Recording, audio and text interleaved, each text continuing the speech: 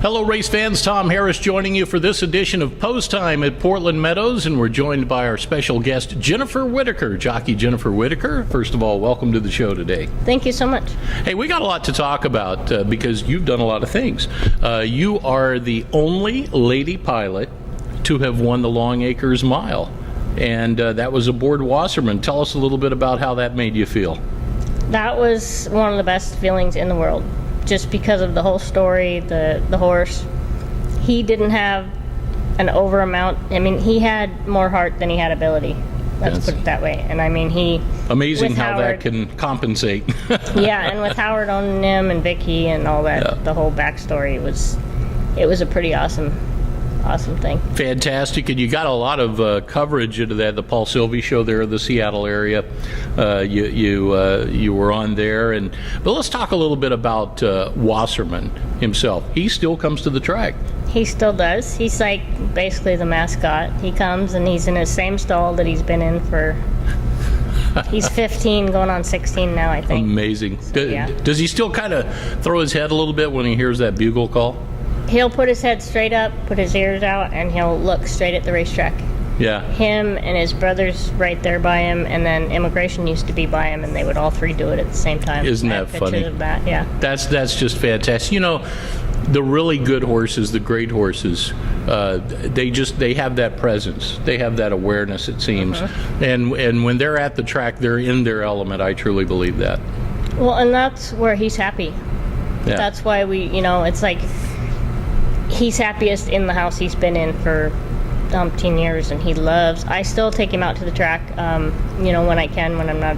I got pretty busy last year, but usually if I can, once a day, and just go around there, or stand out there, or whatever, and he's happy with that. You tell me that a lot of people can ride him.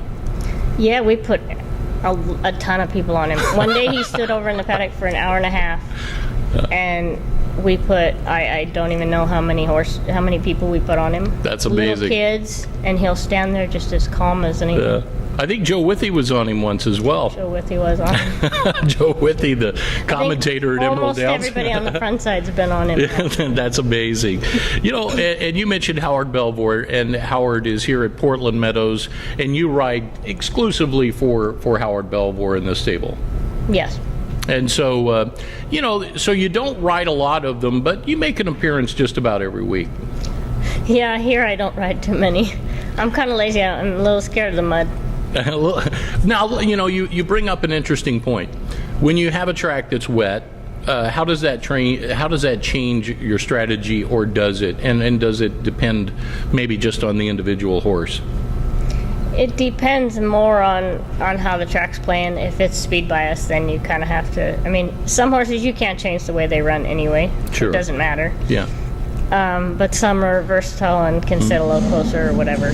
So other than being speed bias or something like that, it doesn't really change for me. Yeah. They've got to kind of be where they run, and that's their way. Just more goggles. And I ride more. Oh gosh. Yes, we go through a lot of goggles here. Let's talk a little bit about you told me something before we came on that is just amazing to me, and that is fitness, because pound for pound, jockeys are probably the strongest athletes that there are.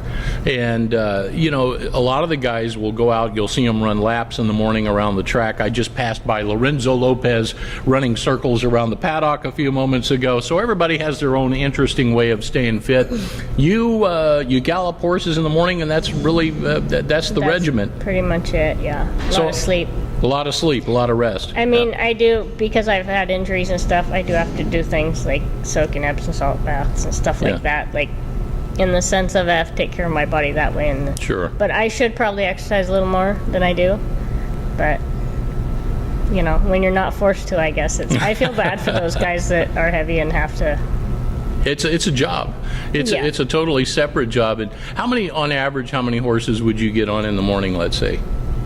Here, probably 6 or 7, up there, 14, 15 a day. Well, that in and of itself is a huge exercise regimen. I mean, up there, that's enough. Yeah. And I stay really fit, and it's actually a better fitness than you could get, say, in a gym, because I'm doing exactly working the muscles I need to. Sure. So And that's the way it's always been for me. I've always galloped a lot of horses. Yeah. And a lot of jockeys don't, that's not something they like to do, and I still really like to do it. Well, I would imagine that would keep you fit-wise right where you need to be. Let's talk a little bit about some of the places, Jennifer, that you've been outside of the Pacific Northwest. You've obviously ridden in other parts of the country. What were some of the notable spots that you rode at? I went back to Monmouth Park. I loved it back there. I loved the people and the horses and everything back there. I only rode one race at Hollywood. That's pretty much it. Did you notice while you were in New Jersey, it's almost impossible to make a left-hand turn? I found that out when I was there. I was at Garden State for a little while, and they kept saying, take the jug handle. Take the jug. I said, what is a jug handle? Right, I didn't know. I was Yeah. lost a lot. A jug handle is, what, And I was three throwing rights? quarters in a thing a lot. But I think it was the Yeah. same toll. Yeah, you 'cause I could- was lost and I just kept going around. Exactly. You could go through a brake job Yeah. on the Jersey Turnpike in a matter of just a few weeks.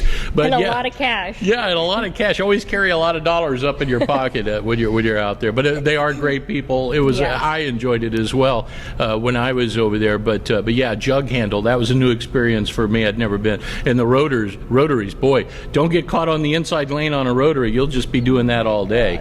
Yeah, that was interesting It was stuff. weird for me to be throwing coins at a bucket as you're going by. That I'd done before because we had those in Dallas years ago when I was a kid growing up. So I'd seen those before, but boy, not every 5 minutes. You know, Right. you're throwing a lot of dollars and change. You mentioned some of the riders that you rode with.